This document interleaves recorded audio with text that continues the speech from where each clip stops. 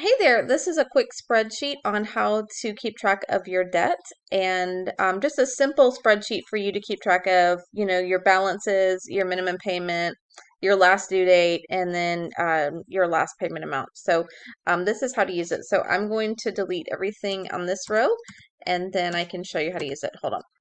Okay, on the first line, you're going to write the name of your debt. So say this is your school loan. The debt holder, so this is the company that you're paying to. So we're going to just write school name, if I can spell right. The bank name, we can write the school name again. And then interest rate, so say it's 5%.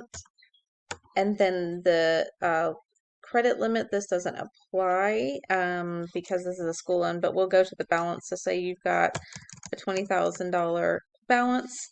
Once you add anything to this row, this will add to your total balance.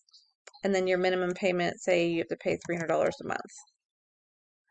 The payment due date, so you can double click in here and say this is, you owe it on the 15th, and then you just paid the last payment of, say, $300.